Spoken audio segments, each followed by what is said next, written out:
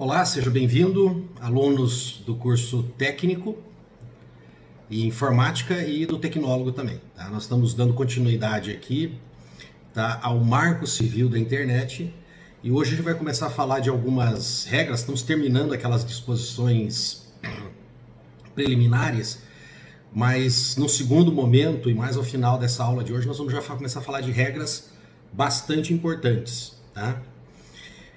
Que inclusive vão conduzir o trabalho de vocês, tanto como funcionários, como servidores públicos ou como futuros empresários, empreendedores, tá bom? Vamos lá. A gente vai começar a trabalhar aqui com o artigo 5º. Esse artigo 5º traz algumas definições. É óbvio que vocês da área técnica, né, o pessoal que é de informática, para essas definições são muito triviais. Porém, é importante ver o que a lei determina que é. Eu já falei para vocês que lei que se refere à tecnologia, ela tem um problema. Ela se desatualiza muito rápido. A gente viu aquela questão da lei de proteção do software, né? Proteção do programa de computador. E como tem coisa aqui que já está razoavelmente, né, ultrapassado pelo período que foi escrito a lei. Então é evidente que vocês vão aprendendo algumas definições. Essas definições podem sofrer algumas mudanças. Nesse caso aqui eu acredito que nem tanto. Já é uma lei mais recente, né, 2014, então ela já comporta essas definições que são aplicadas no dia de hoje. Mas isso não impede que futuramente haja algumas mudanças nessas definições, algum aprimoramento técnico, porém, enquanto essa lei estiver vigente, a definição legal daquela característica, daquele componente da internet, é isso que vai estar aqui. Tá? Então vamos lá. Ela vai definir que é a internet, que vai falar justamente sobre essa questão dessa rede que interliga, né, capacidade de transferir informações. Ela vai definir o que é terminal, que é um computador, ela vai falar, ou qualquer dispositivo que possa trazer esse conteúdo da internet para que uma pessoa possa acessá-lo. Endereço de IPI, né, esse endereço é muito importante porque ele é utilizado, por exemplo, para a localização, né, de quem fez uma determinada postagem, no caso de fake news, ofensas, hackers e etc. O administrador, tá, do sistema autônomo, que é essa pessoa jurídica, né, ou física, pode ser qualquer uma delas, que administra, né, esses blocos de endereços de IPI específicos e que são então distribuídos aí para utilização das máquinas. Tá? Conexão à internet, aqui são conceitos importantes, tá, gente? Esses três aqui, aliás, 4, né? Conexão à internet, registro de conexão, aplicações de internet e o registro de acesso de aplicações à internet. Então são coisas que você vai ver que lá na frente vai refletir, por exemplo, no tanto que essas empresas têm que armazenar esses dados. Tá? Então isso aqui é mais importante para nós no aspecto legal. Conexão à internet, a habilitação de um terminal para envio e recebimento de pacotes de dados pela internet mediante a atribuição ou a autenticação de um endereço de IPI.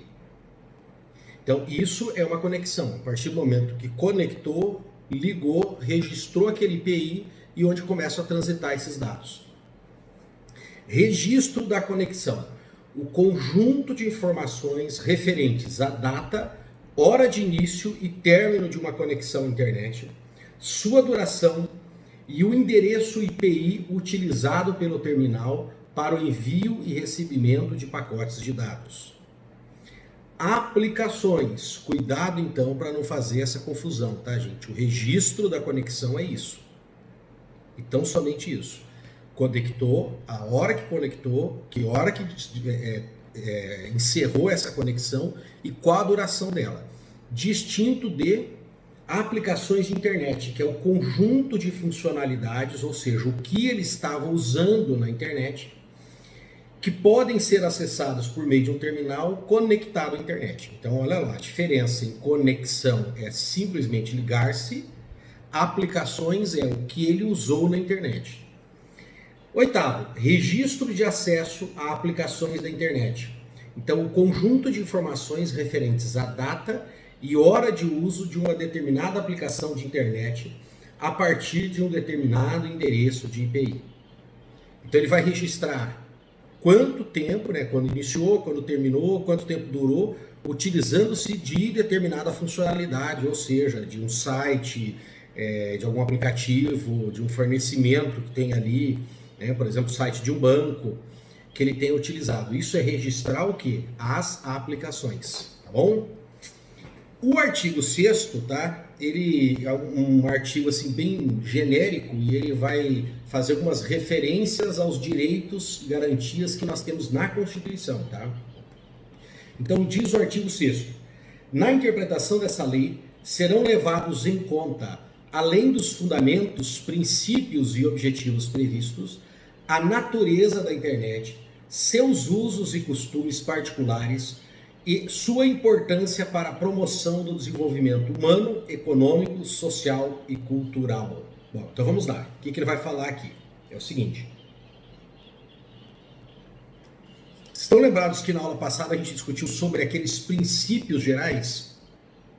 E que, na verdade, muitos desses princípios gerais são princípios que são garantidos na Constituição? E eu até comentei assim, tem alguns críticos que dizem que isso é desnecessário, para que ficar colocando uma lei, princípios que a Constituição já nos proporcionou. Tá, tem a sua razão essa crítica, porém eu falei para vocês que, na minha opinião, é válido assim, porque essa lei é utilizada por muitas pessoas que não são operadores de direito. A pessoa não vai lembrar assim, lá na Constituição tem esses direitos. Então, quanto mais claro, mais evidente estiver na lei esses princípios, o usuário, tá, que não é aquela pessoa que tem a formação jurídica, vai poder aplicar melhor essa lei. Ela fica um pouco extensa, um pouco repetitiva em alguns aspectos, mas mais prática para aqueles que trabalham com a informática. E em seguida, ela vai falar sobre a natureza do quê? De costumes ali, né? Da natureza da internet, os seus costumes, seus usos particulares. Só que aqui cabe uma observação, né? Nós temos, na verdade, alguns costumes péssimos na internet. Alguns deles se aproximam, se avizinham muito da ilegalidade e outros são realmente ilegais. Aquele problema que eu comentei com vocês e que está sendo muito utilizado, inclusive, nas vias políticas aí, né, nas eleições, que são fake news, ataque às pessoas, compra, né, gente, de likes, até esse pessoal que está interessado em administrar um negócio, ou ele quer ser um youtuber famoso, por exemplo, e monetizar. Então o cara gosta de impressionar com o número de seguidores que ele tem. Isso, na verdade, já é uma ilegalidade, né? Porque você está induzindo uma pessoa a acreditar que você tem uma determinada importância dentro da internet, que um determinado número de pessoas ouve o que você fala, considera o que você fala. E no caso de uma empresa, ela pode até achar que seria interessante, por exemplo, pode acreditar que seria interessante remunerar você para que você divulgasse os produtos dela, mas na verdade o que está ali não são números verdadeiros. Eu posso fazer um paralelo com vocês para que vocês enxerguem a ilicitude disso, quando um canal de televisão, né, quer vender um horário de propaganda e ele mente para o anunciante. Ele fala, não, nós temos aqui tantas mil pessoas assistindo o nosso canal nesse momento aí da tua propaganda. A rádio, que fazem, né, pesquisas, por exemplo, de preferência dos ouvintes, e na verdade são pesquisas manipuladas. Consegue entender isso? Então, se isso vale lá para essas empresas de comunicação, isso vale também para esse usuário individual que tenta promover o nome dele na internet.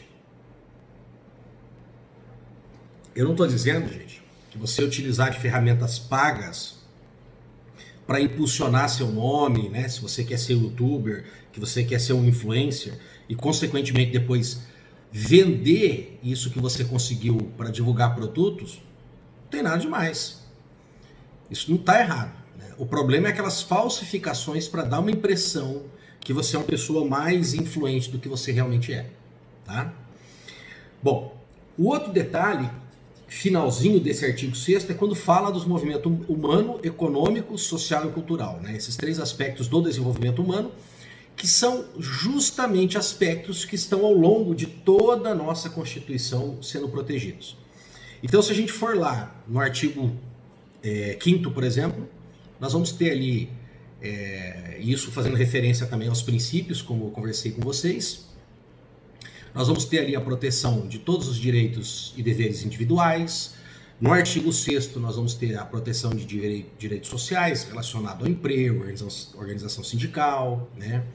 Nós vamos ter também a questão da organização da ordem econômica, tá? Que é focado para isso, para o desenvolvimento do ser humano, geração de trabalho, proteção também do trabalhador. Nós vamos ver que temos isso, né, dentro da Constituição. Em relação ao desenvolvimento econômico, nós temos que também ter mecanismos de proteção do trabalhador.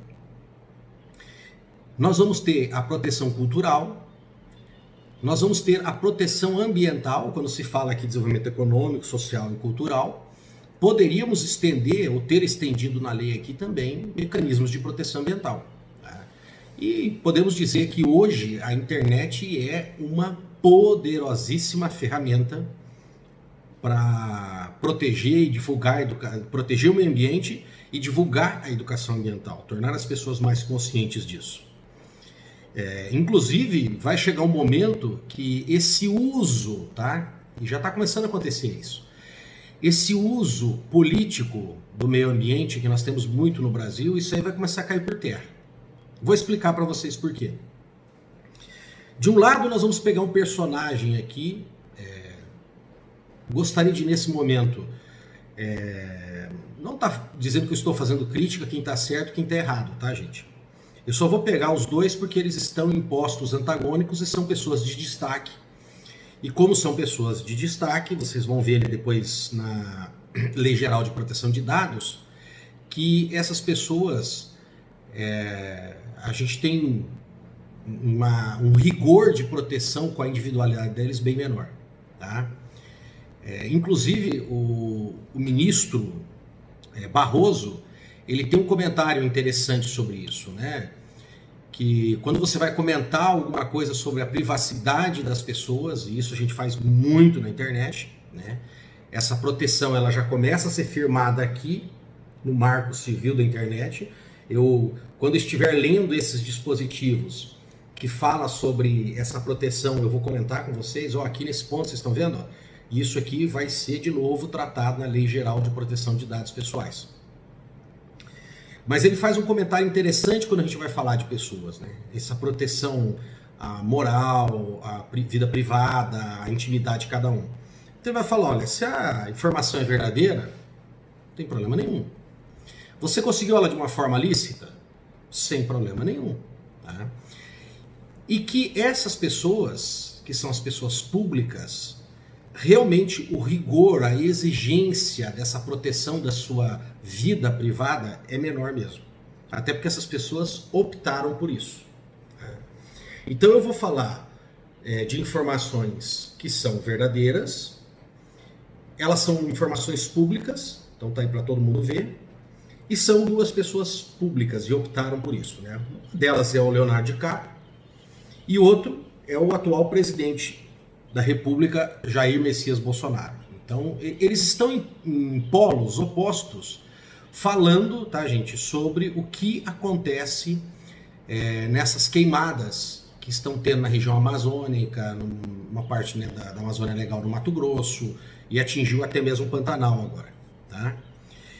E as pessoas são levados aí pela sua preferência política, né? Você vai pegar um pessoal aí com uma tendência mais de esquerda e vamos dizer assim, uma pessoa mais ativa na preservação do meio ambiente, já que esse é um discurso do Leonardo DiCaprio, então vai se sentir atraído e achar que ele está falando a verdade.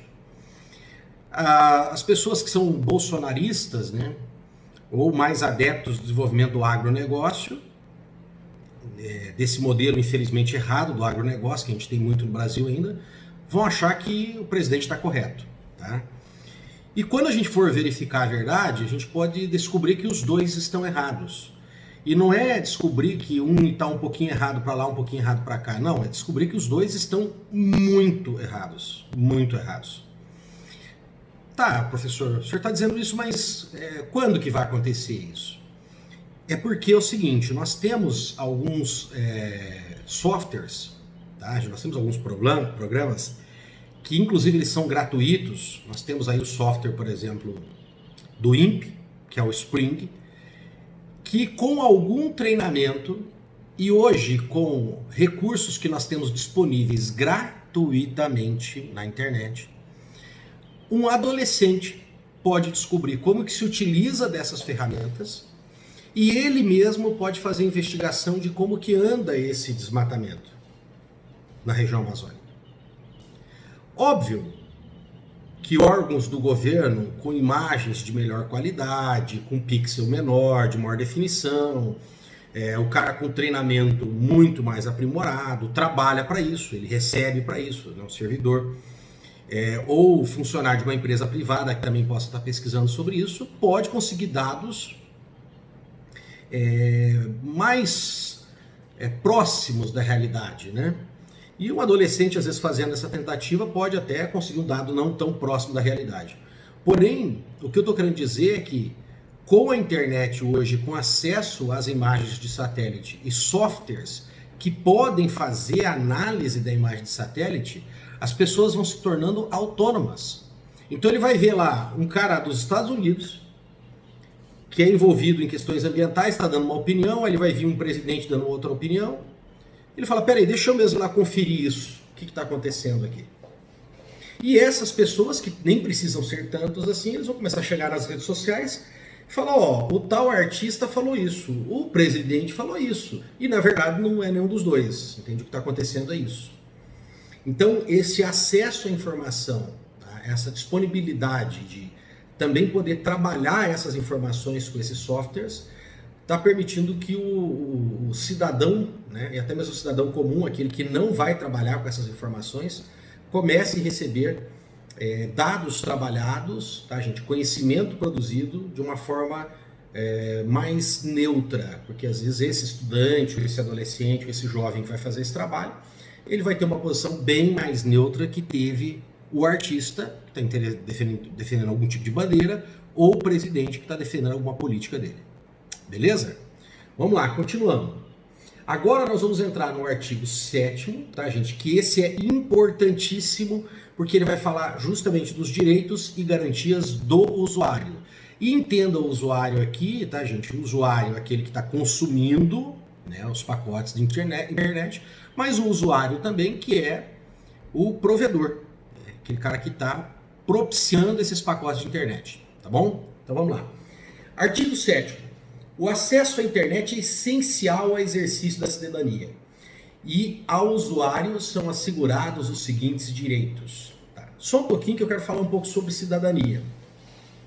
Infelizmente no Brasil, durante muito tempo, ficou como definição de cidadão aquele indivíduo que tinha direitos políticos, ou seja, se ele elegia alguém. Então nós podíamos dizer assim, mas então uma criança... alguém que não tem o seu título de eleitor não é um cidadão. E isso, óbvio, na nossa Constituição é um absurdo. Modernamente, o que é um cidadão? Toda e qualquer pessoa que tem ali os seus direitos, aquela vida digna e que deve ser garantido pelo Estado.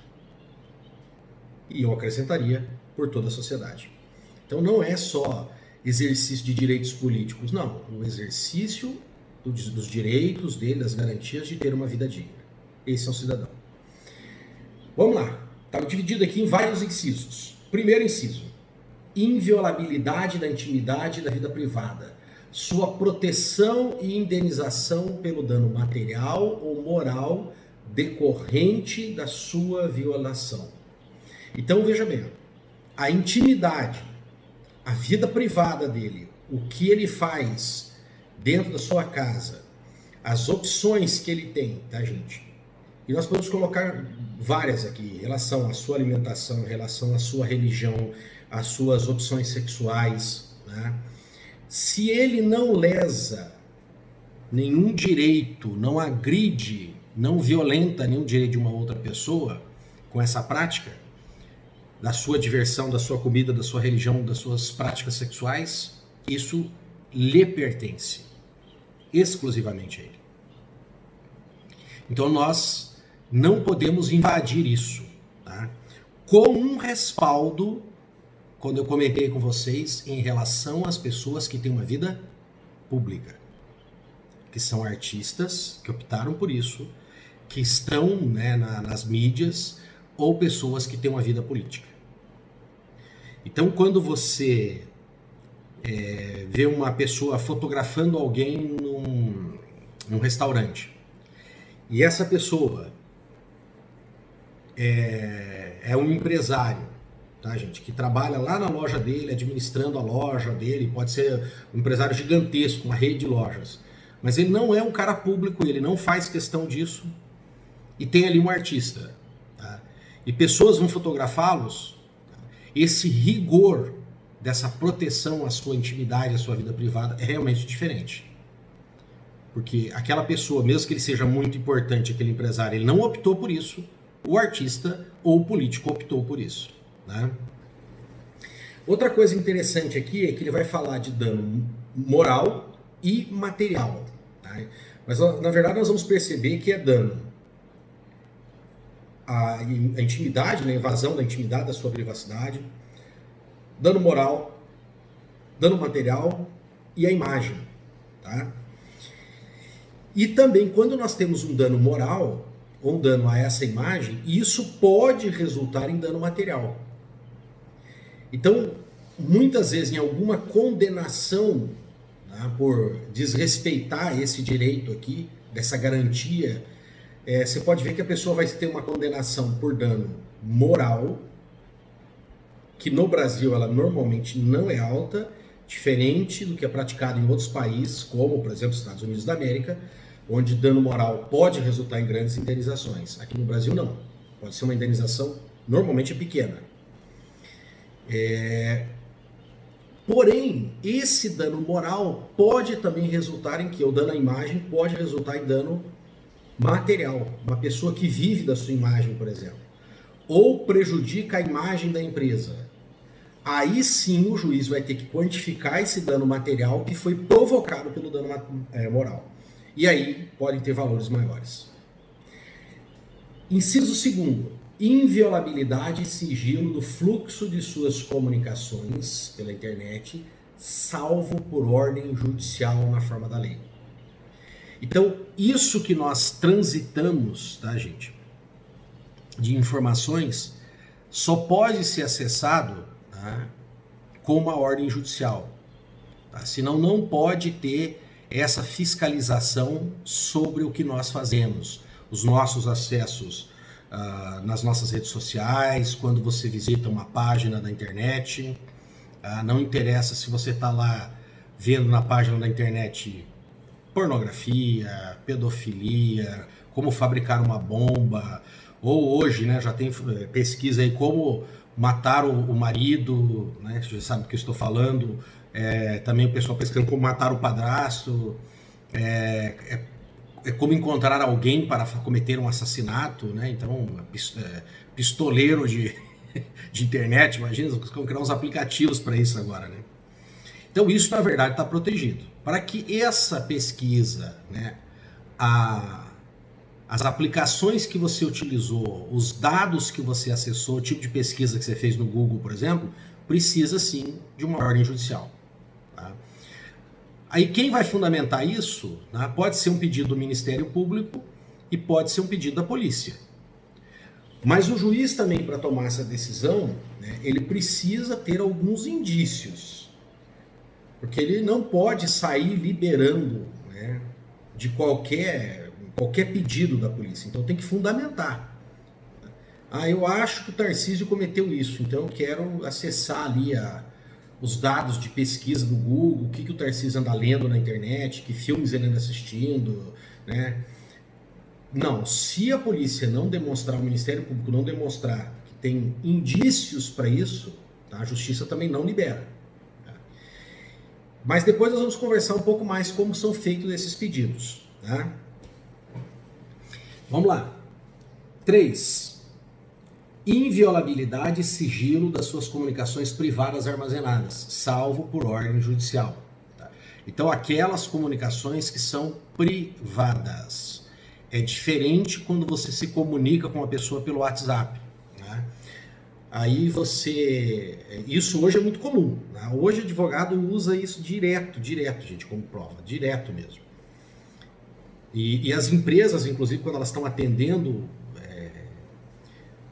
os seus clientes, os consumidores, hoje elas normalmente preferem que você fale pelo WhatsApp, porque isso também torna a coisa mais automatizada, ela vai economizar em mão de obra, mas também ela vai armazenando tudo aquilo em texto e fica aquilo como prova. Então, quando ela também precisa se utilizar daquilo, ou ela vai informar o advogado quando tem um processo, ela já fala, foi conversado isso. Então, normalmente, hoje as empresas vão guardando essas informações. Aí fala, mas por que ela pode levar isso ao processo? Porque foi um diálogo entre vocês.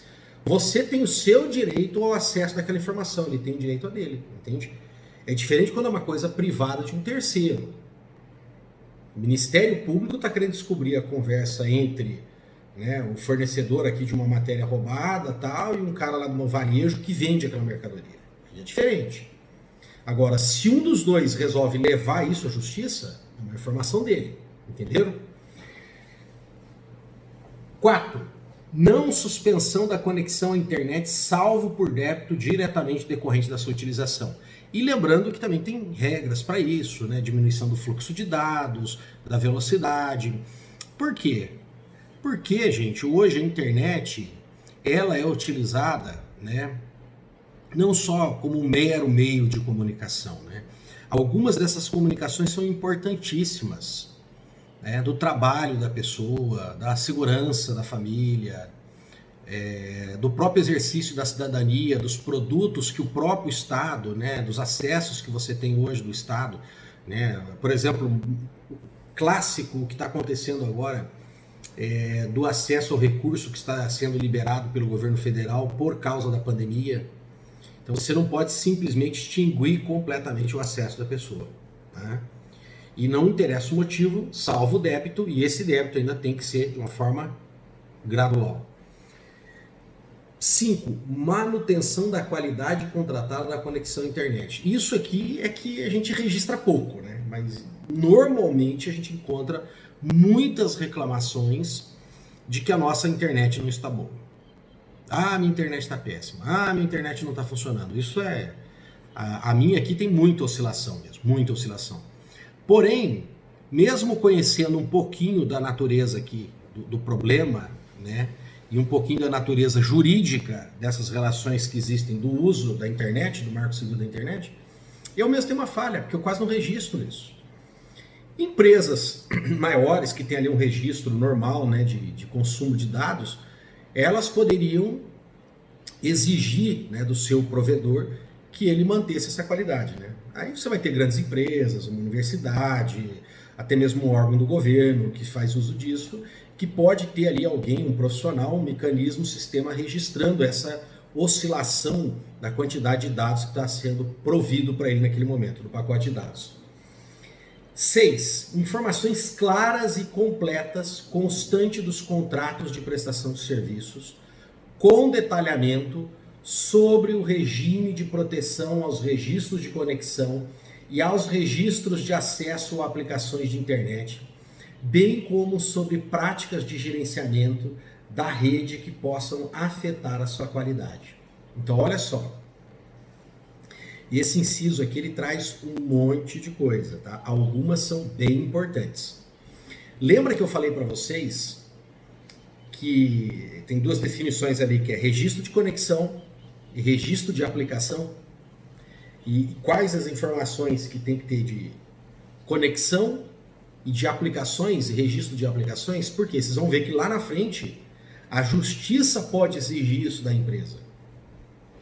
E você vai ver que os provedores, eles têm obrigações em relação a esses registros de conexão e registro de aplicações que foram utilizadas.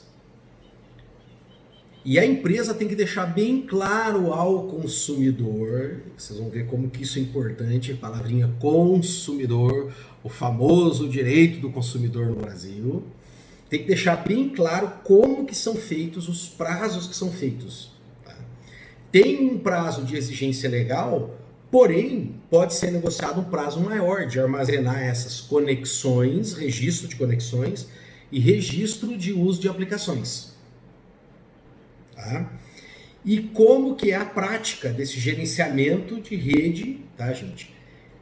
Que possa afetar a qualidade. Então, se nesse gerenciamento de rede, esse controle de qualidade deles, eles podem afirmar, não, ó, a nossa rede aqui ela oscila de tanto a tanto.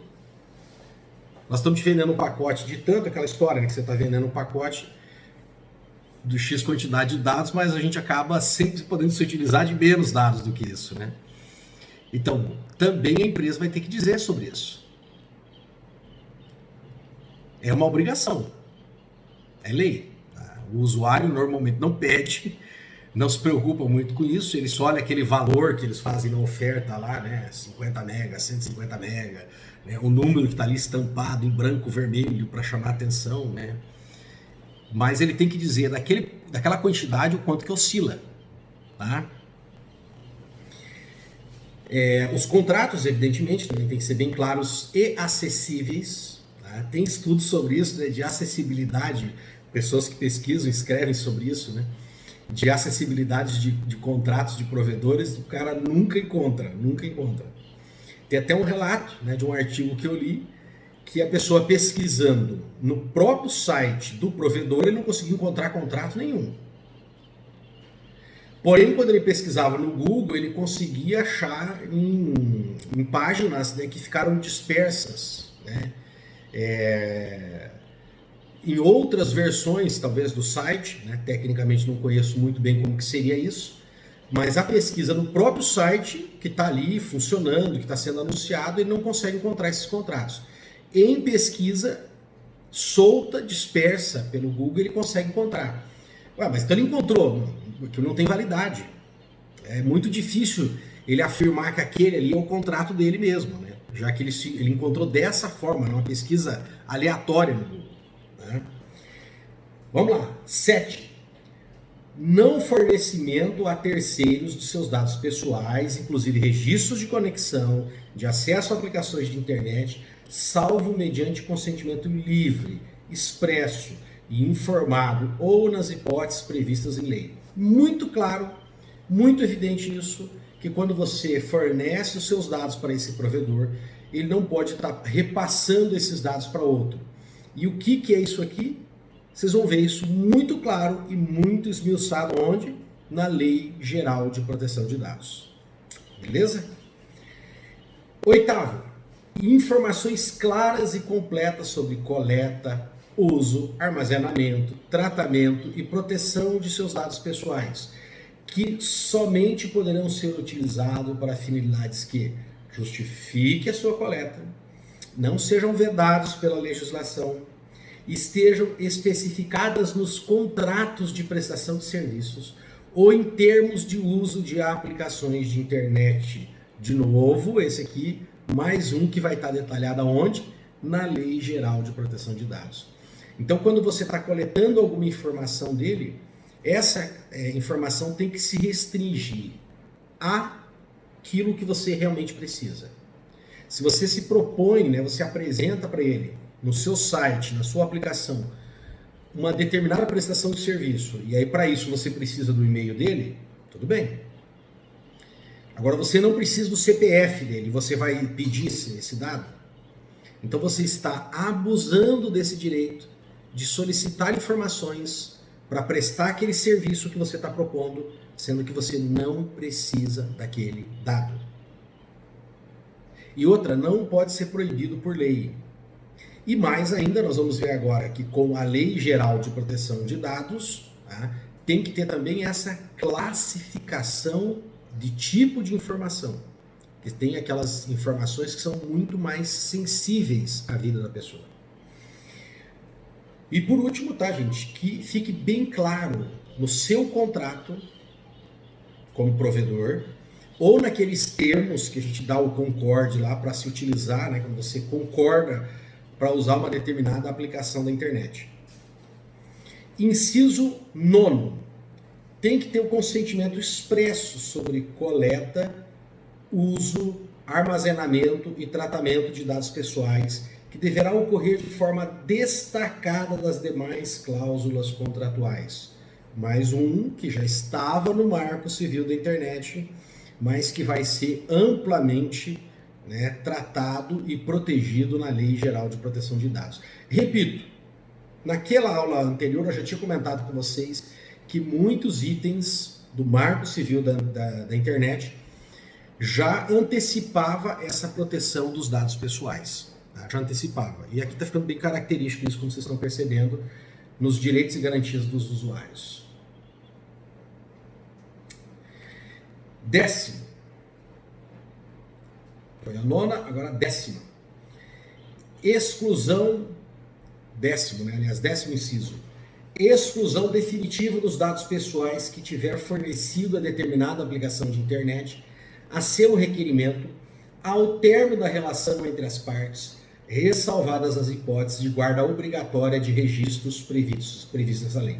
Novamente, isso aqui também vai estar muito claro na Lei Geral de Proteção de Dados, mas aqui a gente tem que esclarecer um detalhe. Quando a gente fala dos registros de conexão e registro de acesso a aplicações, existe um prazo mínimo exigido por lei. Então, sim, ele vai ter que descartar, mas ele não pode descartar antes disso. Ah, mas o usuário quer? Não tem como. Ele deve guardar isso, até porque a justiça pode precisar disso em algum determinado momento.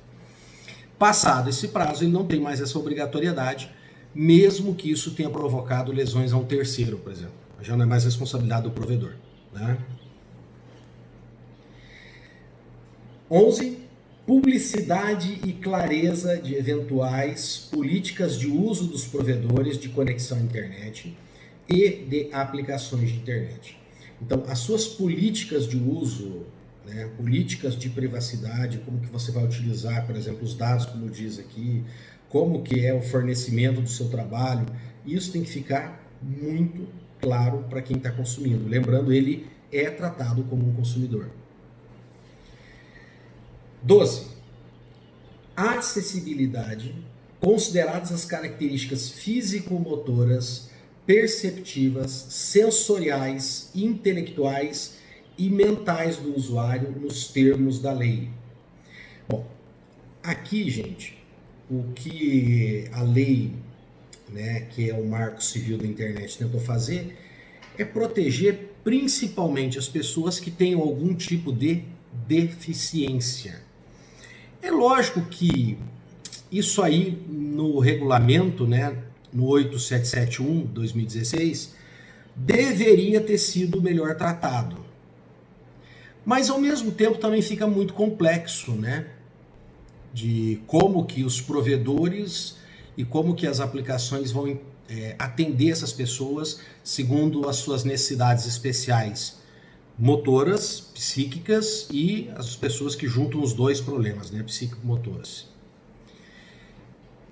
Mas eu acredito que hoje a internet e a tecnologia é a ferramenta, a maior ferramenta de criação humana de inclusão que existe. É a maior ferramenta que foi feita até hoje. Desde do processo aí de robotização de alguns movimentos, né, que a pessoa pode ter, até mesmo o uso aí do celular, do smartphone, do GPS. Existem diversos projetos, por exemplo, inclusive do smartphone, para o deslocamento de pessoas com deficiência visual dentro da cidade, para localizar o que ele precisa, farmácia, bar, restaurante, supermercado. Então, se tem uma coisa que está incluindo hoje, né, que é responsável pela inclusão, as ferramentas de aprendizado, por exemplo, né, que a internet e a tecnologia aprimorou muito esse acesso de pessoas que tenham alguma deficiência e que precisa de um atendimento especial para ele ser suprido. Então, eu acho que apesar de não ter um detalhamento maior disso, a própria natureza e de funcionamento, né, até a própria missão da internet e da tecnologia, ela já está cumprindo isso e muito bem.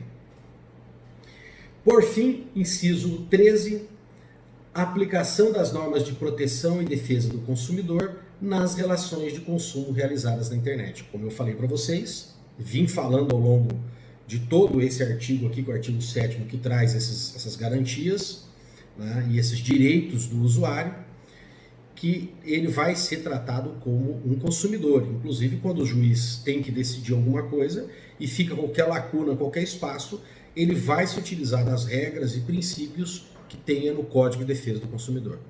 Beleza? Vamos encerrar essa aqui e vamos já deixar um outro conteúdo gravado para vocês, para a gente juntar aqui nos conteúdos dessa semana. Valeu!